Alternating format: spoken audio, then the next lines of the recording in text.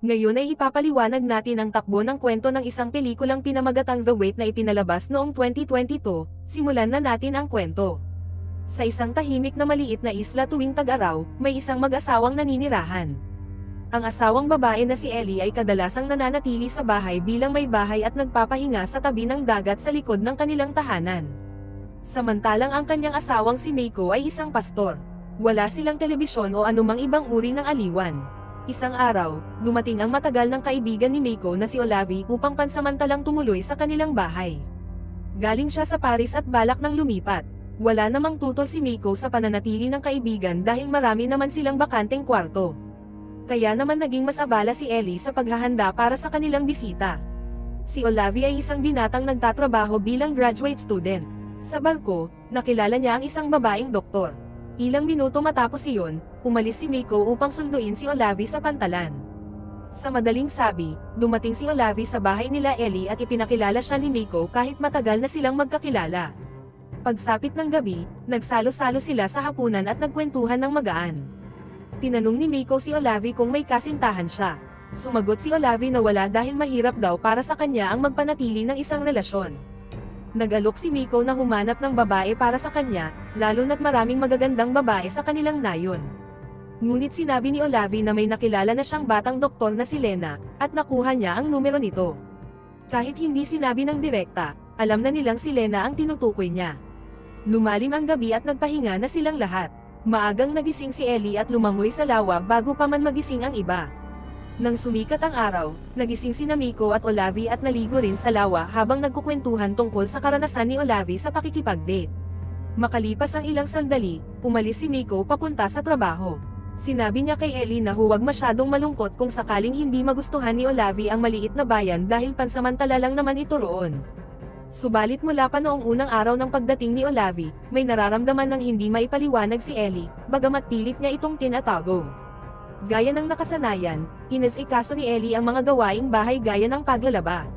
Pagkatapos noon, sumayaw siya habang nagluluto, ngunit hindi niya alam na pinapanood siya ni Olavi mula sa bintana. Pagpasok ni Ellie sa loob, naglakas loob si Olavi na lapitan siya. Akala ni Ellie ay naistorbo si Olavi sa tugtog, pero nauwi ito sa isang maikling pag-uusap tungkol sa kanilang mga hilig at trabaho. Pagkatapos magluto, nagtungo si Ellie sa hardin upang magtrabaho, at doon siya niyaya ni Olavi na mamasyal sa tabi ng dagat. Pumayag naman si Ellie. Nag-usap sila tungkol sa ginagawang thesis ni Olavi. Ibinunyag ni Olavi na ang paksa niya ay tungkol sa kababaihan. Medyo nalito si Ellie dahil inakala niyang nahuhumaling si Olavi sa mga babae. Ipinaliwanag ni Olavi na interesado siya sa komplikadong ugnayan sa pagitan ng lalaki at babae, hindi lang sa isang panig. Gusto rin niyang pag-aralan kung paano naaapektuhan ng pag-ibig ang isang relasyon at ang isang tao mismo. Pag-uwi nila, nasalubong nila si Meiko sa daan. Sabi ni Meiko, pinaabot ni Lena na gusto niyang kamustahin si Olavi at gusto siyang imbitahan sa lungsod. Nag-alok si Meiko na ihatid sila pauwi pero nagpasya silang maglakad na lamang. Kinagabihan, si Olavi naman ang nag-alok na magluto ng hapunan. Sabi ni Meiko, masarap tingnan ang niluto ni Olavi pero karaniwan lang ang lasa. Mas naging masaya ang hapunan sa presensya ni Olavi sa buhay ni Ellie at Meiko. Makalipas ito, pumasok na sina Meiko at Ellie sa kanilang silid at natulog, ngunit hindi nila alam na naririnig ni Olavi ang kanilang mga tinig. Kinabukasan, isinama ni Ellie si Olavi sa simbahan upang pakinggan ang sermon ni Meiko. Sakto naman na ang tema ay tungkol sa pag-ibig. Hindi naupo si Olavi sa upuan tulad ng ibang dumalo, bagkus ay tumayo lamang siya sa may pintuan habang nakikinig. Pagkatapos ng sermon, sinabi ni Meiko na kailangan niyang bumiyahe sa kalupaan upang manguna sa isang libing, at iniwan niya si Ellie sa pangangalaga ni Olavi. Kasabay ng mga pangyayaring iyon ay nandoon din si Lena, at sinabi ni Meiko na bagay daw sila ni Olavi. Pinayuhan ni Meiko si Olavi na huwag masyadong mapili, ngunit sa sandaling iyon ay may kasamang ibang lalaki si Lena. Sabi ni Ellie, hindi gusto ni Lena ang lalaking iyon at naghihintay lamang siya ng mas karapat-dapat. Magkasamang naglakad pa uwi sina Ellie at Olavi. Dito muling binuksan ni Olavi ang usapan tungkol sa kanyang thesis, at sinabi niyang ang pag-ibig ay pangalawang salik lamang na isinasaalang-alang sa pagpili ng kapareha. Para kay Ellie, malungkot iyon, at sumang-ayon naman si Olavi. Ngunit dagdag niya, pwede rin iyong bumalik bilang kabiguan. Sa ideal na sitwasyon, dapat sana'y sabay na umiiral ang pag-ibig at katwiran sa iisang tao. Dahil kung hindi talaga tugma ang dalawang tao, imposibleng mabuhay ng magkasama ng walang sakit. Sa pagkakataong ito, sumang-ayon si Ellie, at mula sa pag-uusap na iyon ay tila lalo silang naging malapit sa isa't isa. Kinagabihan, nagkasama sina Ellie at Olavi sa tabing dagat habang nagtitipon sa paligid ng bonfire at nagtataas ng baso. Di nagtagal, umuwi sila at nagpaalam si Ellie bago umakyat sa kanyang silid. Kinabukasan, muling magkasama sina Ellie at Olavi, namangka, naghahanap ng lugar na mapangangisdaan, at nagkwentuhan. Tinanong ni Olavi kung masaya si Ellie.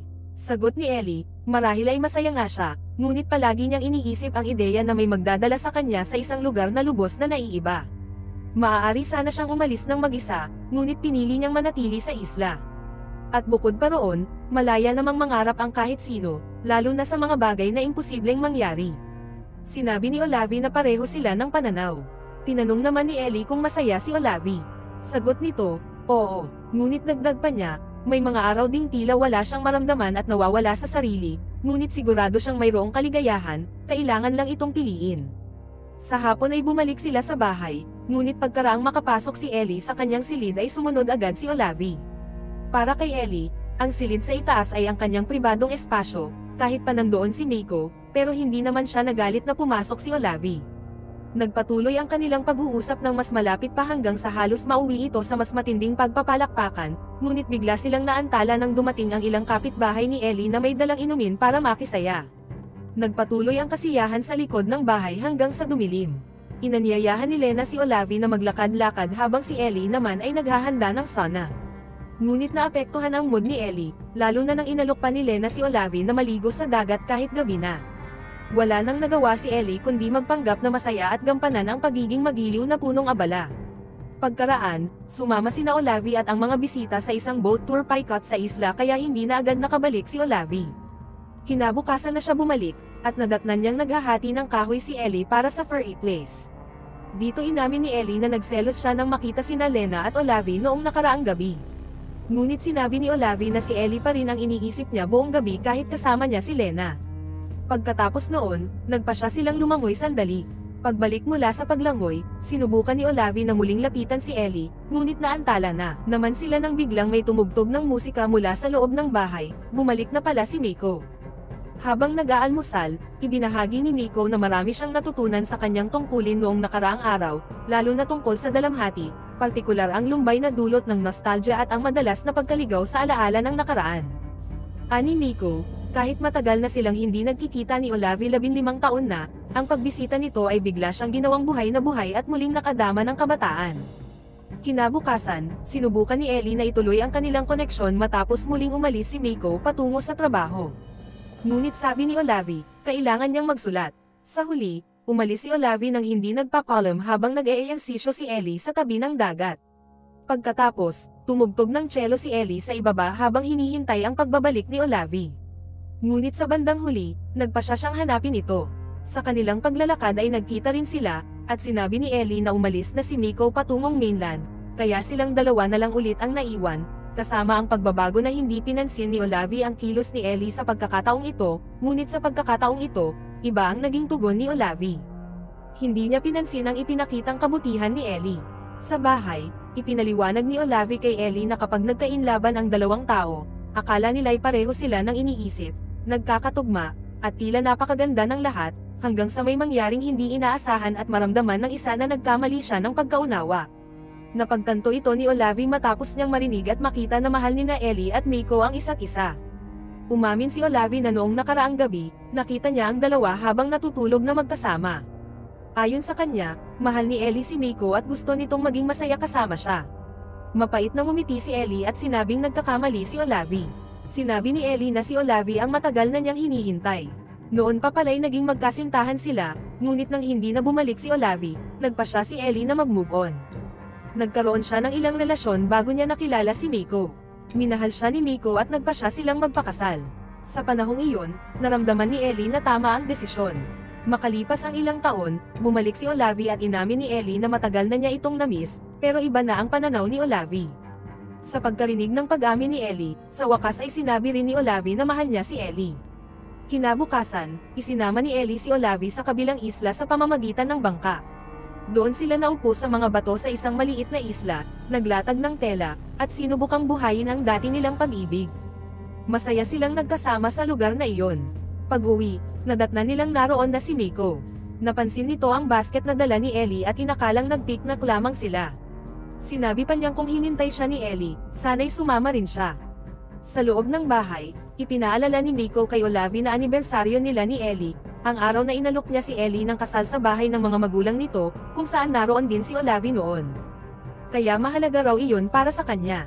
Tahimik na pumasok sa silid si Ellie at lihim na umiyak upang itago ang kanyang galit at lungkot, habang inimbitahan ni Miko ang lahat sa bakuran para mag-barbecue at mag-toast. Sa kasiyahan, ibinahagi ni Miko na masaya siya na may minamahal siya, ngunit nagsisisi siyang wala silang anak, ayaw kasi ni Ellie, kahit pa gusto talaga niyang maging ama. Paalala ni Olavi, buti na lang at magkasama pa rin sila. Ilang sandali pa, bumaba si Ellie at sumama sa kanila habang si Miko ay naghahanda ng inihaw. Nang wala si Miko, tinanong ni Ellie si Olavi kung galit ba ito sa kanya dahil hindi niya tinanggihan ang alok ni Miko noon. Sagot ni Olavi, pwede sanang tumanggi si Ellie, pero pinili niyang huwag. Pagbalik ni Miko, sinabi ni Olavi na darating kinabukasan si Lena para sunduin siya at isasama na siya patungong mainland, bago tumuloy sa Helsinki. Ngunit pinigilan siya ni Miko, dahil masaya raw siya sa presensya ni Olavi. Pagsapit ng gabi, tahimik lamang si Ellie habang pinakikinggan sina Miko at Olavi. Nang matapos ang munting salo-salo, pilit ni Ellie na itinago ang kanyang pagkadismaya. Nang anyayahan siya ni Miko na matulog silang magkasama, sumigaw si Ellie na pagod na siya at kailangan niyang mapag-isa. Sinabi niyang para siyang sinasakal. Nabigla si Miko at hindi na siya pinigilan ng tumakbo ito patungong dagat at lumangoy, at doon ay ibinuhos niya ang kanyang nararamdaman sa malaya niyang pagsigaw. Gabi na nang makabalik si Ellie sa bahay, akala niya itulog na ang lahat, ngunit gising pa si Miko at naghihintay sa kama. Humingi ng tawad si Ellie kay Miko ngunit piniling huwag matulog sa tabi niya. Umakyat siya sa itaas, kung saan naruroon si Olavi, ang silid na kanyang pinupuntahan tuwing kailangan niya ng pahinga mula kay Miko. Pumasok si Ellie nang walang pag-aalinlangan at lumapit kay Olavi. Samantala, narinig ni Miko ang mga yapot sa itaas ngunit wala siyang ginawa.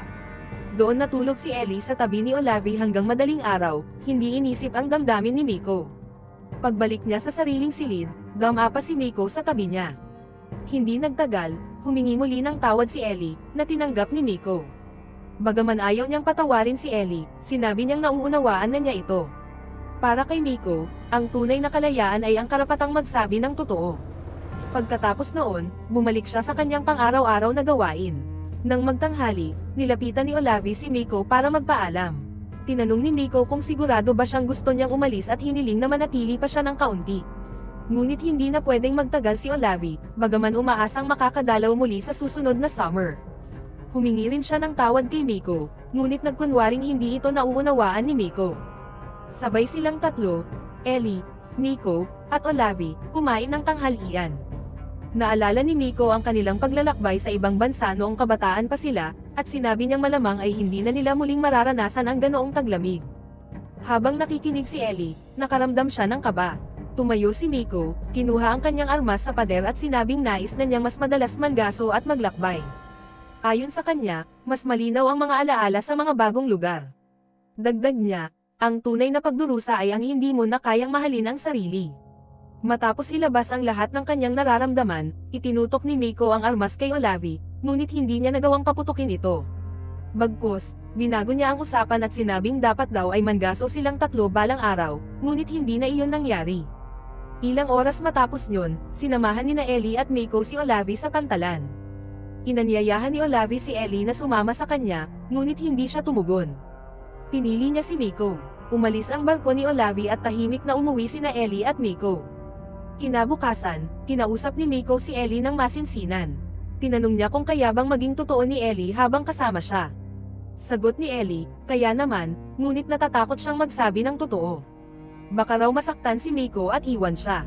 Ngunit ngayong mas malinaw na kay Miko ang nararamdaman ni Ellie, sinabi niyang malaya itong magsalita, dahil mahal niya si Ellie at gusto niyang maging masaya ito. Inamin ni Miko na galit siya sa ginawa ni Ellie, ngunit pinili niyang makita ang kabutihan sa lahat ng nangyari. Mula ngayon, hahayaan niyang si Ellie ang pumili ng landas niya, kasama man siya o hindi. Sa kabila ng lahat, pinili pa rin ni Ellie na manatili kay Miko at subukang ayusin ang kanilang relasyon. At dito nagtatapos ang pelikula.